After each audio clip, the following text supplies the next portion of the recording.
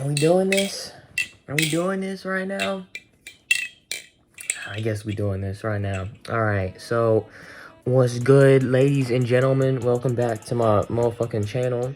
We're gonna be talking about this bad boy right here, the Squidtrainer clone. I'm getting a lot of people swiping up on my stories asking where the hell I got this thing or if it's real. And it's clone. It's the Baliplus clone. It's on bushings and it came tuned really fucking good out the box. Now, like all clones, I still took like 10 minutes to like swap around the hardware and shit.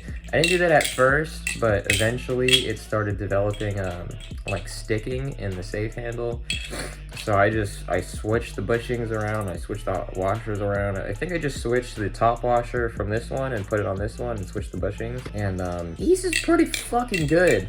I think if I torque the shit out of the safe handle screw, it'll start to slow down, but I got it tuned perfectly right now and this shit sounds very nice. Very fucking nice. Like, it's crazy. This thing, it's my second nuttiest knife. Alright, I'd say it's honestly my most nutty knife I have right now, which is crazy because this shit costs like, what, like 40, 50 bucks plus like 10, 15 for the squid pivots. It's really fucking good. Do you hear how juicy that shit is? Like, the only knife that I have that rivals it is this, my replicant, and I just got new Zen pins in, so it squeezes on these channels really well. And even this knife isn't as juicy as the Squidtrainer. And this is like my nuttiest one that I have. So, take from that what you will. And keep in mind, this thing, I mean, I traded for it for like 380, but in total it's probably worth like 330, 340, because 270, 280 for the rep, plus 40, 50 for the G10 scales, or the G10 spacers. And if you have a replicant, you gotta fucking get these. Get these, my dude. It makes your Bali sound so much nicer, and the balance is so much lighter and neutral. It's a must. I don't know about this one. This shit right here, really good, sounds amazing. In my opinion, it's better than the real one, but there is one issue with this, and it's pretty glaring. It doesn't flip that well. This thing kind of a mid flipper, just for like actually flipping, because it's so blade biased, and I don't remember the real ones being like this. And I suspect a big reason for that is these handles, the pivots are so tight. They're so tight that it honestly gives it a bit more of a bearing kind of balance, where it's like you got to give it a bit of a push before the handles really start doing anything. Like this trick. Oh shit, I just did it? I cannot do that on this knife consistently at all. I think it's, what is it called? The extended shortstop. It really feels like it's just floating the entire time, and I can't get any grip on it. It just kind of spins in the air. It feels really unpredictable and inconsistent, and it's a bummer because this thing sounds so fucking good. Like, I'm never getting rid of this, unless the Nami clone comes in and it completely replaces everything about this. Then I might sell it to a friend. But it's just so crispy. Like, this is what makes me so pissed off about the fucking Squidtrainer pricing. God damn it. These shits were $150 at the start, and they were a great budget option, a very good budget option. But now, you see blemished versions of this selling for $180. And if you get the blemish, which only saves you like $9 on the Squidtrainers, you miss out on the warranty. Which, when getting a Squidtrainer in 2022, you're going to want the fucking warranty. There's still a shit ton of problems with it, and it's really annoying that they just upped the price. They just upped the price, did nothing, that's it. I guess they saw that these were like falling off or something, or like people started to buy them less, so they were like, ooh, well, let's not fucking change anything. Let's just charge them more money because it's easier. And it's like, you bitch, god damn it. That was my shit. This Oh, legit Squidtrainer V3, all silver, was my first nice Balisong. I picked up an FU42 from Exotic Cutlery. Shout out to anybody who remembers that shit. And it sucked, right? I mean, it was good enough. It's just a stainless steel 42 clone, so it couldn't fan. Flipped really wonky. It was alright, but then I picked up a Squidtrainer, and I'm telling you, my hands have not felt such levels of quality before. It was like a transcending sort of experience. I was like, holy shit, this isn't on bushings? Excuse me? These are the tightest tolerances I've ever had in a knife before. And that lasted for about like a month or so. But, you know, that was my main. That was my main. I would bring it outside with me. I would drop it. I would take it everywhere. It was my only Balisong. And in about 2 months, it felt like dog shit. Oh my god, it felt like shit, dude. And I know some people, like, fucks with that when it comes to the Squidtrainers and the Tritons in particular. They see it as a sort of, like, flex that your shit is hella beat and squeaky and really loud and annoying. I didn't see it like that. It felt like I had been robbed after my purchase. It was like, this piece of shit. Like, the Zen pins start coming out, the tolerances don't hold, then it starts binding, and you gotta do that fucking bendy handle shit, and then it only works like 5 times, and it just makes it worse, and then you tell Squid about it, and they're like, you just fucking bend the handle.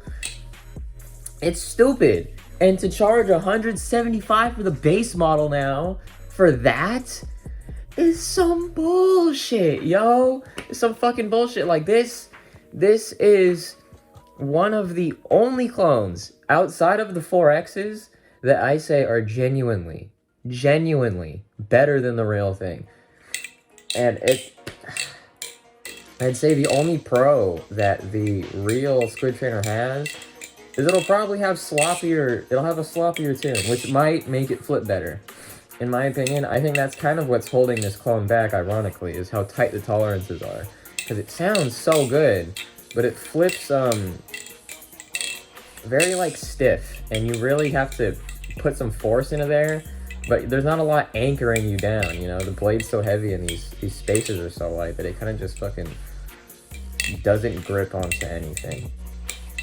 You see how it just, like, floats around? I can't do that. I think I can do it on this one. Whatever. I'll just use this to demonstrate the point. But you see that? Look at that. I barely even fucking tried. I just haphazardly did it. Okay, I kind of cut myself there. But you get the idea. These 4Xs are much more grippy and just flip kind of how you expect.